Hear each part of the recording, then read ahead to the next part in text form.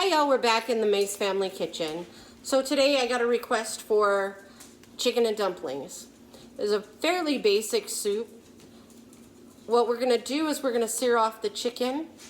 And I like using this method before I make soups and things because it does tend to bring out the oils and some of that natural flavor that comes into it. One of the things that I have learned while I'm doing this is to leave in bones. Although it doesn't sound right, I take everything out at the end of the cooking process and pull the bones out. But this gives you a 2-for-1 deal where you get to have an amazing meal. Plus, you get the bone broth, which is gut healthy. And I am a person who has a lot of digestive issues and things like that. So having just that little extra means a lot to me in a meal. Later, I'm going to have Joe do some of his buttermilk biscuits, and we're going to add that to this stew. And let's get started getting some chicken in here, getting it kind of fried off or seared off. We're not really going to fry it, I'm sorry.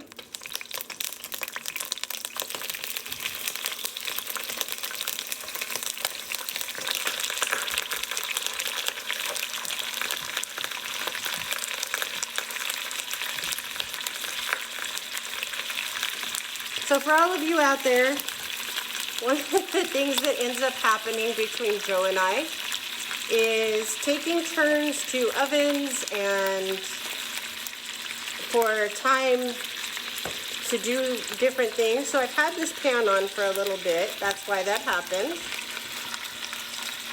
It's just something that happens between trying to make breads and confections and trying to cook things. All right, so what I'm going to add to this is just basic salt and pepper right now. And what I was saying is that one of the things that Joe and I also do is vacuum seal our stuff because we don't always need. This is about 5 chicken thighs. So I'm going to add the garlic salt, the black pepper. Gonna let this get in together a little bit. And these are amazing juices to use in your soup itself. I will pull the skin off before I actually use it for the soup. I don't like digging out skin. I don't mind digging out bones, but digging out the skin is a little bit harder. So I'm going to go ahead and season the other side.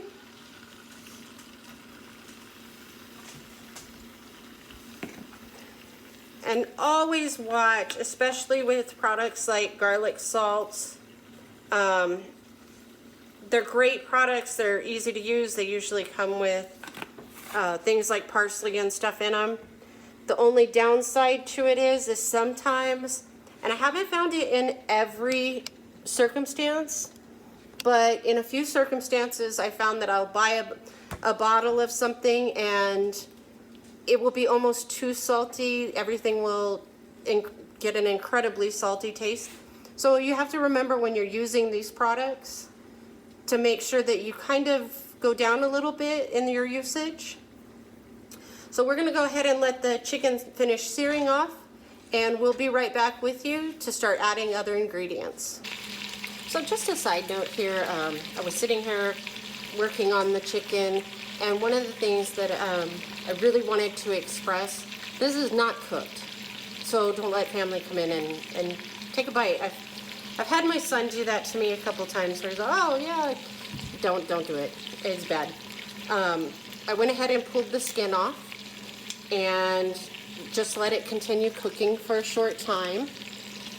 So we're not going to let it cook all the way through. If this was chicken breast, it would be really bad because then you start to dry out. But these are thighs, and that's why they have the skin on them. And I tend to think that the thigh meat keeps a little bit more juicy on the inside, so I try not to use breast unless I'm just cooking chicken. Soups and other things like chicken enchiladas, things like this, those things I think do really well with the thigh meat because it keeps nice and tender, nice and juicy throughout the whole cooking process. Not bad to do chicken breast. You just have to really cook it a lot less. So we've got our skins off. I've added a little bit more seasoning because you should season through your whole process. And now I'm going to put it aside while I get all the other ingredients together. All right, so we're back. We're gonna start putting together this chicken and dumpling.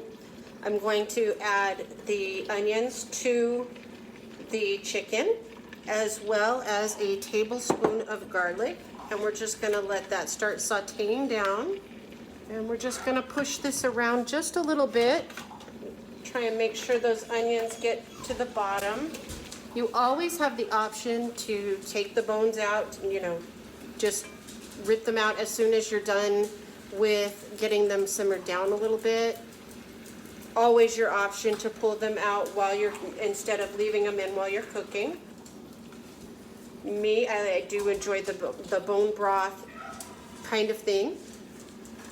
So I'm gonna let these go for about 2 to 3 minutes, just so they start getting slightly glassy, and then I'm gonna add the carrots and celery to this. So we had about 2 to 3 minutes on the onions. Now we're going to add the carrots.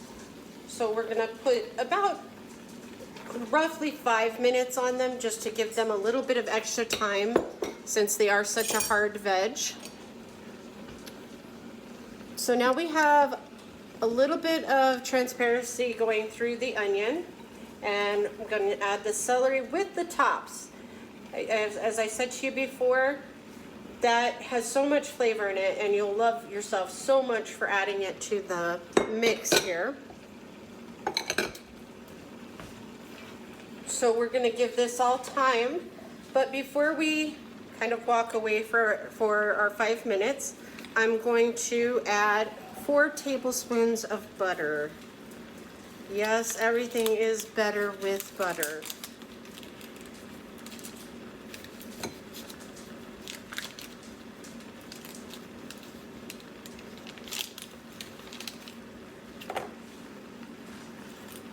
And we'll help push it down to the bottom where it can really help with the oils.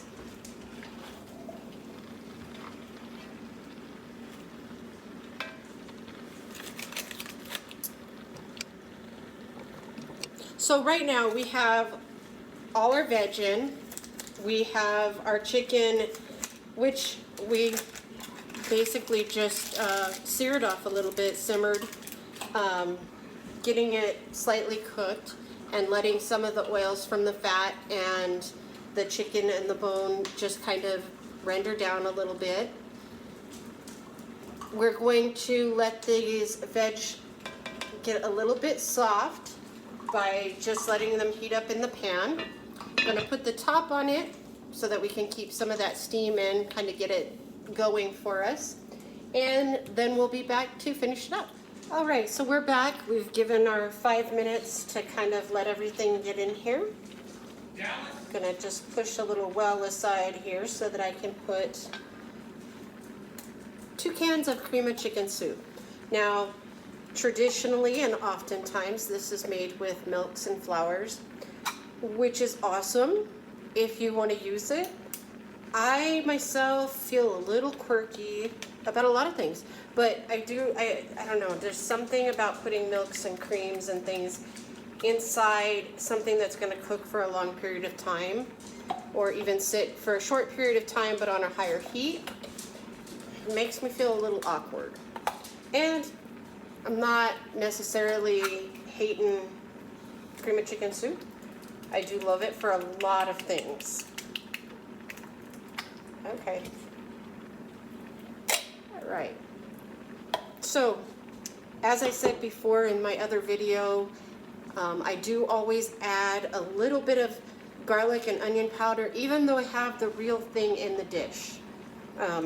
Sometimes those flavors just don't come through quite as well as you think they might. So I'm going to add about a teaspoon no, I'm going to add 2 of the onion powder and 2 teaspoons of the garlic powder. And this is just a flavor enhancing thing. It has nothing to do with anything that means a whole lot, but whenever you're adding on top of adding, you know, you can create some really intense flavors. So while I'm putting this together, my husband tells me all the time about what I didn't do or how I should do, or so I hope you grow to love me as just a kind of quirky personality. I never really thought about doing YouTube. Didn't think this was quite in my wheelhouse. I do a lot of arts and crafts. I do some crocheting. So I'm adding a tablespoon of parsley. And I may add to the parsley. But I do painting. I do a lot of painting of eggs since we raise chickens and ducks and things. And we're going to go for a teaspoon of thyme. So I never really thought about doing anything on YouTube. As I said before, I have a girlfriend who was asking me about certain recipes and things that she could make because she's in the Czech Republic. It's very hard for me, obviously, to often get, you know, our time schedules are, of course, very different. So videos was the only way I could think of. And my husband has had the YouTube channel in the past. So it was kind of the next natural step for him, just maybe not for me as much. Just not very natural. But love me for my quirkiness, and I hope you tune in to do that. And something that I always have is that I'll always be changing things. Recipes don't always have to stay the same as you knew them from being a child or as somebody puts them down in a recipe. The greatest aspect you can get from cooking is kind of learning what goes together and knowing what you love and then adding it to what you're making. And sometimes you want to do that on the side because it's not such a good idea sometimes to try it in a whole pot. Sometimes I'll get a little container and I'll say, oh, maybe I think this needs, or it would do good with, try it out first. So I've made some chicken broth. Now, I'm terrible this way. This is 4 cups, and I put 3 bouillon cubes in it. Technically, it would only be 2, but I do love my chicken flavor, and I do love when flavors come together. So 4 cups, and remember, things are going to start coming together and melding. If you do need a little bit more water, or you find that it's getting drier, that's fine. You can add a little bit. You've got that great chicken soup going in there. You've got the broth, and as things come together, they'll start just making enough liquid for you to have the soup. Now, the dumplings aren't going to be added until the very end. They get about 15 minutes in this. So this will cook anywhere from 30 minutes to an hour. Or if that doesn't work, you know, you say, oh, the carrots and stuff are still crunchy. You know, obviously you can either let it go longer. If you want it to be a shorter process in a pot, then by all means saute a little bit longer until the carrots start getting soft. So we're going to keep this on about medium. You may have to check it. You don't want anything boiling over. If this was going to go into a crock pot, we would say this on high would be around 4 hours. If we're going to cook it on like a low, you're going to go to work, you're going to leave it in your crock pot. This is going to be a 6 to 8 hour process, which either way is fine. And then you do the 15 minutes at the end with the dumplings. I was going to have Joe make the dumplings, but this was the deal, that with the dumplings, I wasn't quite sure how the homemade would work in here as well. So I'm going to try them out It's definitely something to see, but I will use the canned biscuits today because that's where I was feeling comfortable. So right now we have just the chicken. Let's get it a little bit moved in here. So just basically the chicken soup for the dumpling starter.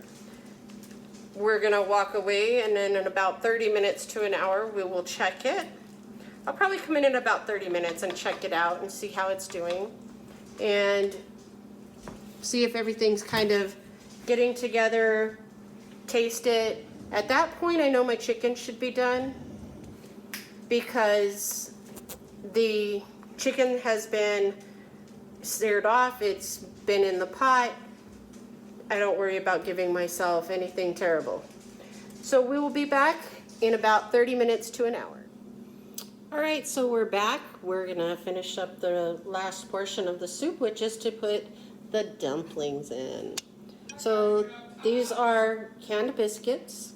Like I said, Joe was gonna make some, and then I got a little nervous about his are so light, so flaky, so buttery, and I started thinking, well, you know, how will it work out? So I will test it in another place, but I didn't want to make that mistake.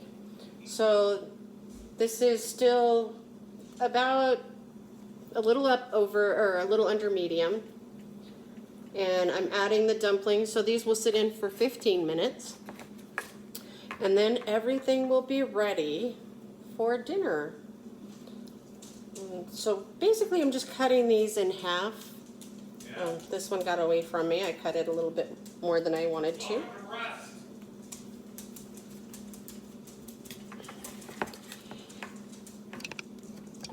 So, if you take away nothing from me at all, other than I'm quirky, just take away that, you know, food is love.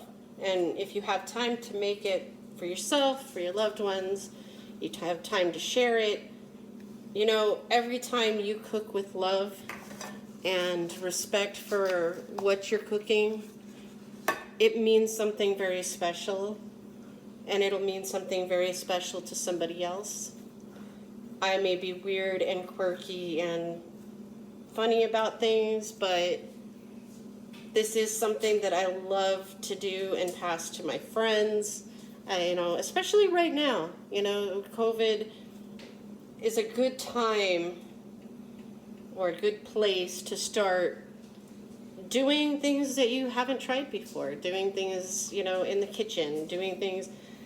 I'm not a perfect chef. In fact, I'm not a chef at all. But I do love spending some time in the kitchen where I have been doing my own thing for years. And it's really all about trying new things and, you know, loving what you do, loving the food you cook, loving the flavors that you like to put together, and trying out something. So, as always, God bless, and we will see you next time.